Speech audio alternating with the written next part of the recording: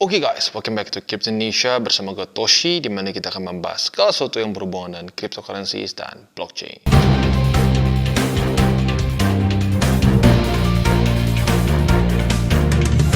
Oke, jadi pada hari ini guys, kita akan kembali membahas mengenai Binance ya. Nah, tepatnya pada video kita hari ini fokusnya akan lebih ke launch platform dari Binance. Nah, kalau kita mendengar kata-kata launch ya, dan berhubungan dengan Binance, biasanya langsung kepikirnya Launchpad ya. Dan benar, ini sebenarnya masuk ke dalam launch platform dia, ada di bawah sini. Nah, tetapi fokus kita pada hari ini adalah di launch pool-nya. Ya, ini bisa dibilang saudaranya dari Launchpad yang mungkin orang-orang belum terlalu paham cara pakainya seperti apa ya. Jadi pada hari ini sekali lagi penekanan video kita akan lebih ke launch pool dari Binance. Dan yang gila ternyata launch platform dari Binance ini sudah mencapai funds yang locknya ya sudah mencapai di 6,3 miliar US dollars ya, jadi luar biasa besar. Dan total funds yang raise-nya di sini ya, yang alias project-project berhasil raise itu mencapai di 121 juta US dollars dengan 65 project yang sudah di launch platform mereka dan juga 3,6 juta all time unique participants ya, which is really cool. Nah, tetapi jangan lupa juga nggak hanya launch platform saja yang kita bisa lakukan di Binance. Kita bisa melakukan berbagai macam hal, mulai dari spot trading ya. Dan yang keren apa? Di sini kita bisa lihat untuk Bitcoin ada 13 spot trading pairs yang gratis fee-nya.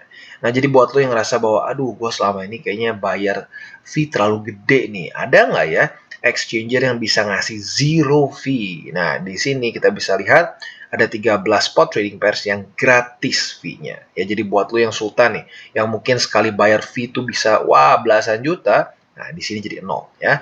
Ada pair BTC AUD, BTC BIDR, BTC BRL, BTC BUSD, BTC Euro, BTC GBP, BTC Rup ini Rubel kayaknya ya, BTC TRY juga ini gue nggak tahu apa, dan banyak lagi ya. Jadi intinya apa? Nggak ada fee yang lebih rendah daripada 0 tentunya ya.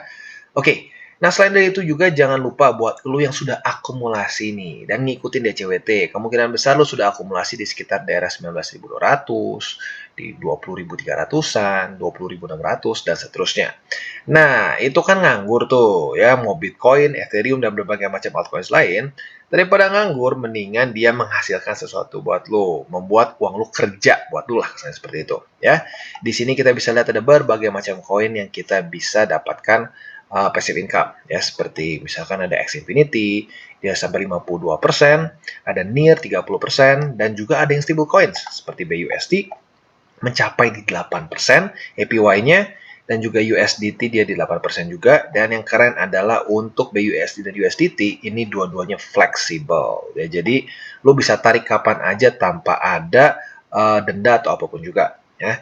Jadi kurang lebih seperti itu gambarannya ya. Dan sekarang kita akan kembali fokus ke main eventnya, yaitu launch pool dari Binance. Oke, nah apa perbedaan launch pool dengan launchpad? Karena rata-rata kalau kita udah ngedengar launch something, biasanya langsung kepikirnya launchpad. Nah, jadi sekali lagi seperti yang gue bilang tadi di awal, dua-duanya masuk ke launch platformnya dari Binance. Dan bisa dibilang exchanger-exchanger lain yang menggunakan kata-kata launchpad juga, bisa dibilang terinspirasi ke Binance ya. Nah, kalau kita lihat di sini, Launchpad ini paling gampang disamakan atau cari ekuivalen terdekatnya adalah seperti IPO. Ya, kalau buat lo tahu tuh dulu sempat ada IPO Bukalapak dan lain-lain. Itu konsepnya mirip banget dengan Launchpad ya. Di mana dia akan listing di satu exchanger. Kalau Bukalapak berarti di bursa ya, di bursa saham. Nah, di sini kita akan mendapatkan floor price atau bisa juga disebutnya sale price, di mana dia lebih rendah daripada nanti saat dibuka di market. Nah, jadi otomatis kita memiliki peluang untuk mendapatkan harga yang meningkat dengan cukup signifikan. Nah, di situ tentunya buat lo yang pernah nyobain di bull market, ini luar biasa renyah ya, luar biasa asik nih Launchpad ya. Nah, walaupun sekarang sayangnya sedang dalam bear market, masih ada, tapi nggak segila dulu gitu peningkatannya ya. Nah, perbedaannya dengan launch pool apa? Kalau launch pool ini paling mendekati itu atau ekuivalen terdekatnya adalah yield farming di DEX, di mana kita menstakingkan aset ya, biasanya aset dari utility token si DEX atau exchange tersebut. Kalau kita di sini launch poolnya Binance ada BNB Pool dan BUSD. Kebetulan dua-duanya adalah aset dari Binance. Tetapi nggak harus dari Binance juga. Kayak contohnya dulu itu pernah ada beberapa project yang launch pool-nya itu menggunakan AVAX, ada juga yang pakai Solana seingat gua, ya.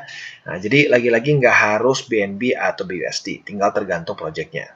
Nah, selanjutnya nanti kita di sini akan ada APY dan basically kita melakukan farming. Setiap hari kita bisa bisa kita harvest kesannya ya, kita harvest dan kita bisa masukin dulu ke wallet kita.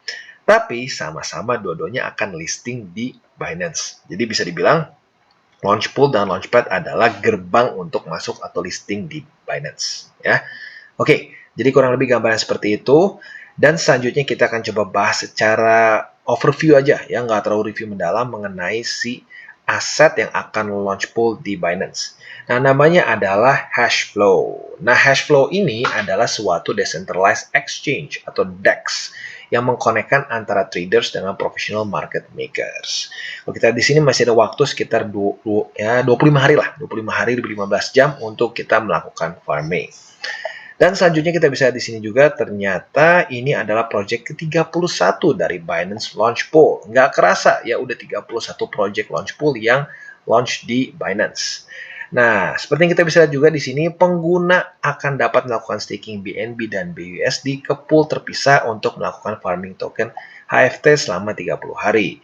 Dimulai dari tanggal 1 November, berakhirnya di tanggal 1 Desember. Ya, jadi masih ada waktu yang cukup panjang, ya.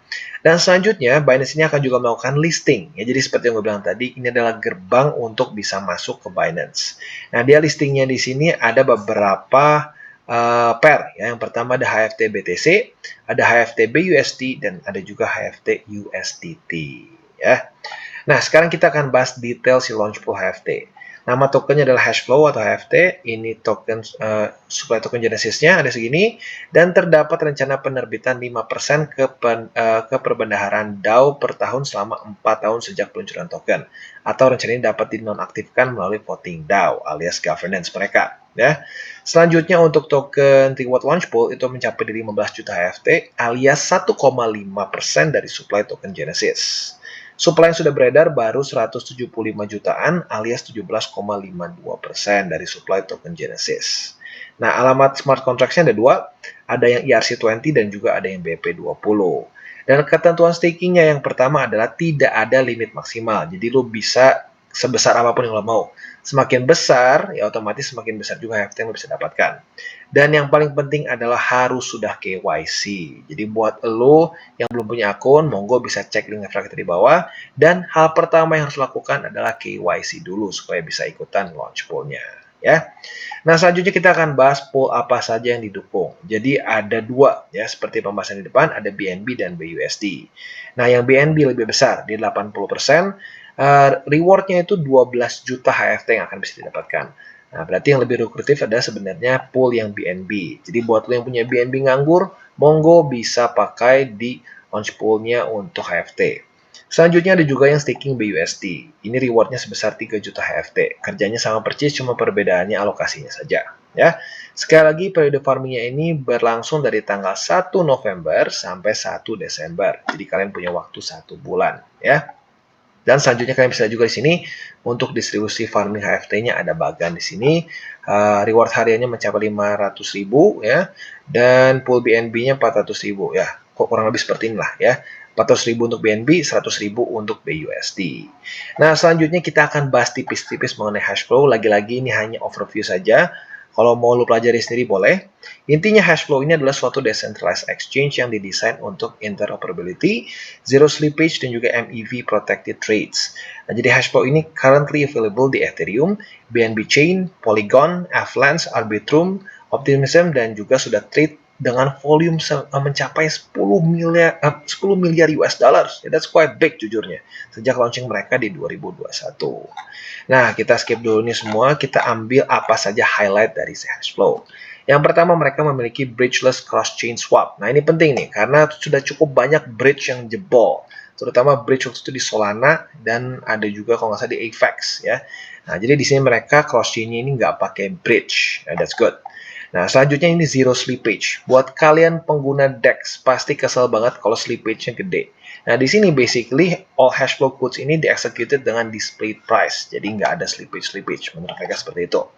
Dan selanjutnya ada juga MEV protected trades, di mana ada cryptographic signature juga yang akan yang akan membuat front running jadi impossible, membuat traders bisa mengkeep apa yang mereka sudah earn, ya.